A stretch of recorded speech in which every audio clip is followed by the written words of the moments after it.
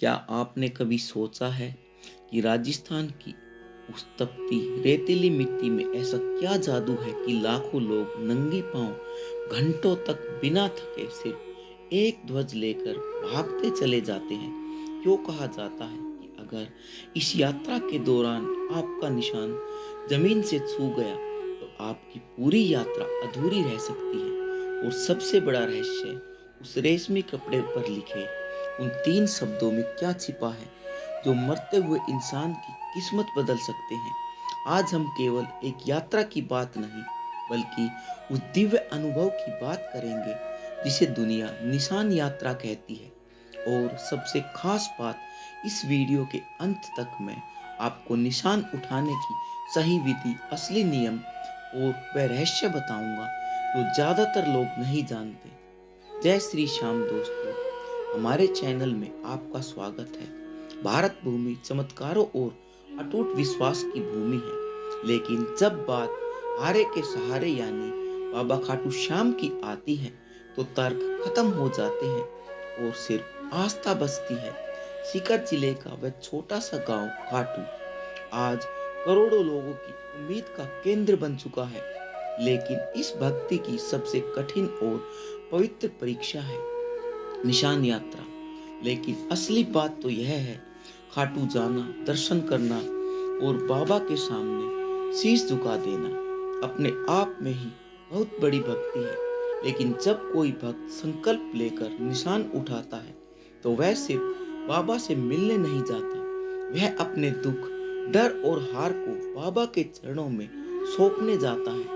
और अंत तक आप समझ पाएंगे कि क्यों कई लोगों के लिए यह छोटा सा निशान उनके पूरे जीवन की सबसे बड़ी ढाल बन जाता है। चलिए समय के चक्र को पीछे घुमाते हैं महाभारत के उस भीष्म युद्ध की ओर। भीम के पुत्र और घटोत्कच के पुत्र बर्बरीक, एक ऐसा योद्धा जिसके पास केवल 3 ही बाण थे और वह पूरा युद्ध समाप्त करने की शक्ति रखते थे। भगवान श्री कृष्ण जानते थे कि बर्बरीक ने अपनी माता को वचन दिया था कि वह हमेशा हारने वाले का साथ देंगे। अगर वह कौरवों की तरफ से लड़ते तो पांडवों का विनाश निश्चित था।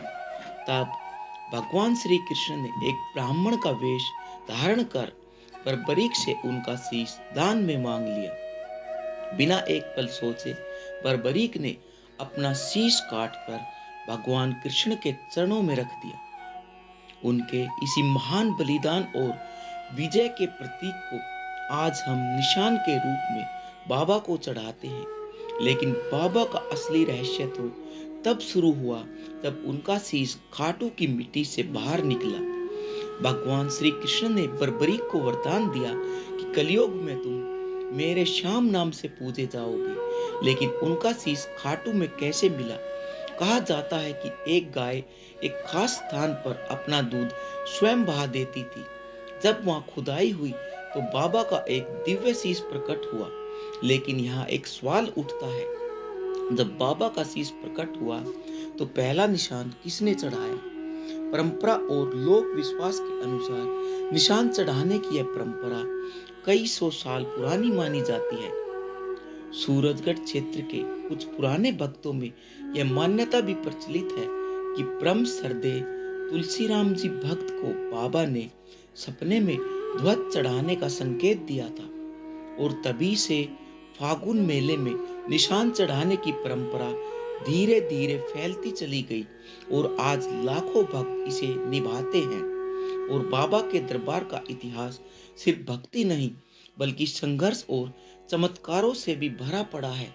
अंग्रेजी हुकूमत का वह काला दौर जब अंग्रेजों ने मंदिर में ताला लगा दिया था, तब सूरजगढ़ के भक्त मंगलाराम ने बाबा का नाम लेकर मोरपंख से ताला खोल दिया था। उसी दिन से सूरजगढ़ का निशान सबसे विशेष माना जाता है और उसे ही मंदिर के मुख्य शिखर पर चढ़ाने का अधिकार मिला है। जब आप निशान खरीदते हैं तो आपने उस पर कुछ खास चित्र और शब्द देखे होंगे।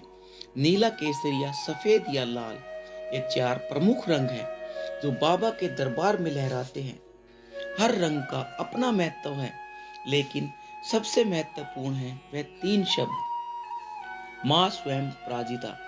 क्या आपको पता है इसके पीछे भी एक रहस्य है। बहुत से लोग सिर्फ एक मंत्र को समझते हैं, लेकिन इसका गहरा अर्थ है माँ यानी मैं, सेव्यम यानी सेवा, और पराजिता यानी हारा हुआ। इसका पूरा मतलब होता है मैं उनकी सेवा करता हूँ जो हार चुके हैं। यही कारण है कि जब कोई भक्त हाथ में निशान उठाता है तो वह सिर्फ एक झंडा नहीं उठाता, इसके साथ लोग नारियल, मोरपंख और पुष्पमाला इस भेंट को संपूर्ण बनाते हैं। अब असली बात शुरू होती है। कई निशानों के डंडे में एक छोटा सा कपड़ा बांध दिया जाता है जिसमें भक्त अपनी मनोकामना लिख देते हैं, और यही वजह है कि कई भक्त इसे सिर्फ निशान नहीं बल्कि अपनी किस्मत की चिट्ठी मानते हैं। यह बाबा तक पहुंचने का सीधा संदेश होता है। निशान यात्रा की शुरुआत होती है रिंगस से। रिंगस से खाटू धाम की दूरी लगभग 17 से 18 किलोमीटर है। सुनने में यह कम लग सकता है, लेकिन जब आप नंगे पैर हजारों की भीड़ के बीच चलते हैं तो यह यात्रा आपकी आत्मा को शुद्ध कर देती है। यात्रा शुरू करने से पहले निशान पहुंच जाना होता है, और अब हम आपको वह नियम बताते हैं जिनमें से एक भी टूट गया तो भक्त मानते हैं कि यात्रा अधूरी रह जाती है। पहला नियम, पुजारी जी बताते हैं कि बिना संकल्प के कोई भी धार्मिक कार्य अधूरा है। हाथ में जल, चावल और दक्षिणा लेकर अपनी मनोकामना बोले और फिर निशान उठाएं। दूसरा नियम, घर से निकलने से पहले पूरे परिवार से उस निशान पर रक्षा सूत्र बंधवाएं ताकि बाबा की कृपा आपके पूरे परिवार पर बनी रहे। पुराने समय की बात करें, 50 साल पहले यात्रा बिल्कुल अलग थी। रास्ते में कोई सुविधा नहीं थी। भक्त अपना खाना पानी और निशान लेकर चलते थे। रात में खुले आसमान के नीचे सोते थे। लेकिन आज पूरे रास्ते में भंडारे और पानी के कुंड लगे हैं। लेकिन एक बात अभी भी वैसी ही है, भक्तों का जज्बा। अब बात करते हैं उस नियम की जो सबसे ज्यादा डराने वाला और चुनौतीपूर्ण है। निशान को कभी भी जमीन पर स्पर्श नहीं करना चाहिए। सोचिए, 17 किलोमीटर की दूरी, गर्मी, प्यास और थकान, लेकिन नियम साफ है। अगर आपको रुकना है, चाय पीनी है या कुछ भी करना है तो अपना निशान किसी स्टैंड पर रखें या किसी दूसरे भक्त को पकड़ा दे। अगर गलती से भी निशान जमीन पर लग गया तो भक्त उसे अपवित्र मानते हैं और प्रायश्चित करते हैं। क्या आप जानते हैं इस नियम के पीछे एक गहरा आध्यात्मिक तर्क है। पुराने संतों और परंपराओं के अनुसार जब आप निशान उठाते हैं तो उसमें बाबा की ऊर्जा प्रवाहित होती है।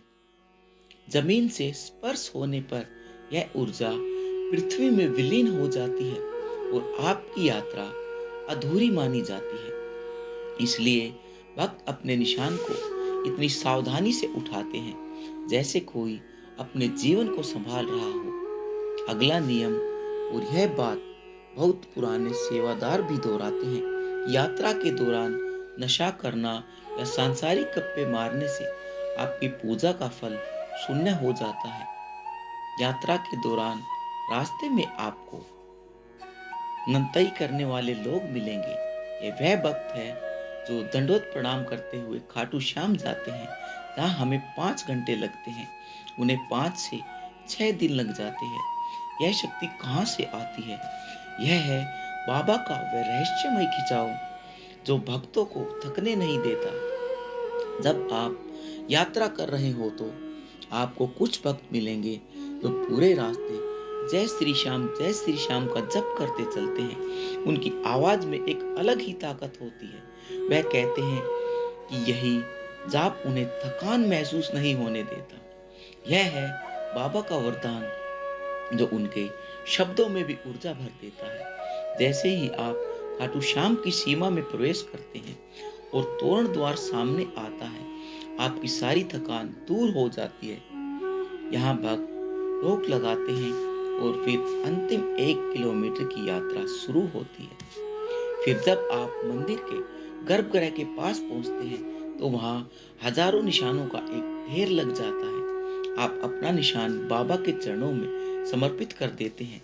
पुजारी कहते हैं कि जैसे ही आपका निशान मंदिर में चढ़ता है, आपकी अरदास सीधे बाबा के पास पहुंच जाती है। लेकिन यहाँ एक चौंकाने वाली बात है। क्या आप जानते हैं कि मंदिर में चढ़ाए गए निशानों का क्या होता है? कुछ निशानों को बाबा के दर्शन के बाद भक्तों को वापस प्रसाद के रूप में दे दिया जाता है। बाकी निशान मंदिर में ही रह जाते हैं। और हाँ, अगर मंदिर में चढ़ा हुआ निशान आपको वापस प्रसाद के रूप में मिल जाए तो उसे साधारण कपड़ा न समझे। उसे अपने घर की छत पर, बालकनी में या फिर अपने फैक्ट्री में लगाएं। वो निशान नहीं, स्वयं बाबा का दरबार बन जाता है जो आपकी बरकत को कभी कम नहीं होने देगा। मंदिर के अंदर का दिव्य अनुभव, जब आप गर्भगृह में प्रवेश करते हैं तो बाबा की मूर्ति के सामने आपको अलग ही दुनिया का एहसास होता है। वहाँ की ऊर्जा इतनी शक्तिशाली होती है कि कई भक्त रो भी पड़ते हैं। पुजारी बताते हैं, यह आंसू बाबा की कृपा का संकेत है। जब आपका अहंकार टूटता है तो आंसू बहने लगते हैं। निशान यात्रा केवल शारीरिक मेहनत नहीं है, यह चमत्कारों की एक श्रृंखला भी है। बहुत से भक्त बताते हैं कि उनके पैरों में छाले पड़ गए थे, लेकिन मंदिर की सीढ़ियां चढ़ते ही वह दर्द गायब हो गया। क्या आपने कभी सोचा है कि फागुन मेले के दौरान 50 से 60 लाख लोग एक छोटे से गांव में कैसे समा सकते हैं? यह बाबा की वह दिव्य व्यवस्था है जहाँ कोई भूखा नहीं सोता और कोई खाली